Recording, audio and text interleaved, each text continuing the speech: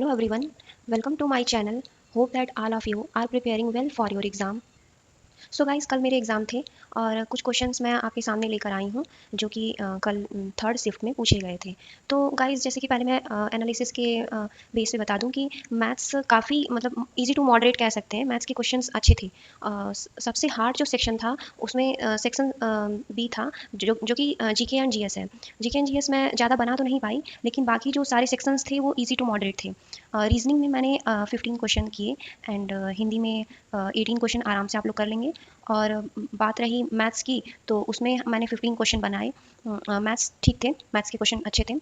और 2 क्वेश्चन कुछ नए टाइप के थे जो कि मैंने देखे उसमें, जैसे कि 12 प्लस 14 प्लस 16 एंड फिर उसके बाद पूछा था कि उसकी वैल्यू क्या होगी, नेक्स्ट वैल्यू। देन प्रॉफिट और लॉस से ऐसे इस टाइप के 2 क्वेश्चन आए थे। प्रॉफिट लॉस से 2 क्वेश्चन आए थे कि if the selling price of 14 articles is equal to the cost price of 50 articles, the percentage gain और loss will be if a man bought 6 pencils for rupees 5 and sold them at 5 pencils for rupees 6, then the gain percentage is।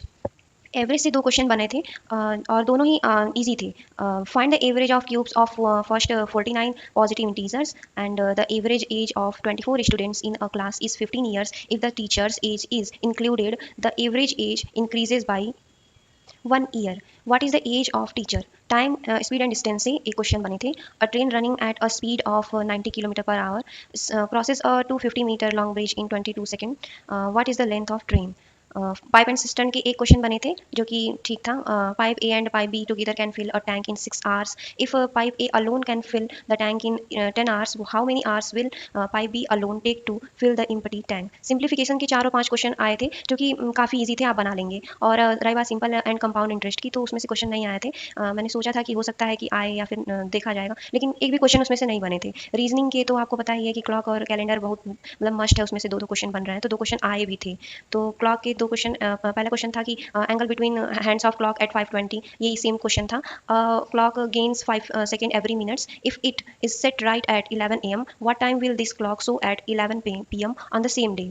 तो ये तो थे clock के question. Calendar से ये 2 question आए थे। एक क्वेश्चन तो था कुछ और दूसरा क्वेश्चन ये था कि what day of week on 1958।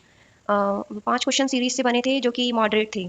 हाँ, और डी कोडिंग डिकोडिंग के क्वेश्चन भी 3 थे जो कि ईजी थे। और एक एक 2 क्वेश्चन उसमें से आया था जो कि जिसमें 4 इमेजेस दे दिए थे और फिफ्थ वन इमेज उससे रिलेटेड देखकर बताने थे।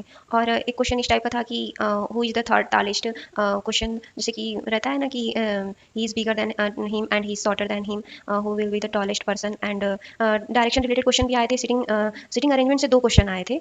एक सर्कल वाला था और एक सिंपली डायरेक्शन टुवर्ड्स नॉर्थ। और जीके टफ था, मैंने पहले ही बताया।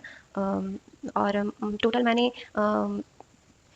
मैंने 61 क्वेश्चन किए थे। और निगेटिव मार्किंग तो नहीं होगी, सारे क्वेश्चन देख के किए थे सही से, क्योंकि अगर निगेटिव मार्किंग हो जा रही है तो मार्क्स जो है कट जा रहे हैं। तो आप लोग भी देखिएगा कि निगेटिव मार्किंग आपकी कहीं ना हो पाए, क्योंकि बहुत प्रॉब्लम होती है अगर निगेटिव मार्किंग हो जाती है तो जितने आए क्वेश्चन आप उतने ही करिए।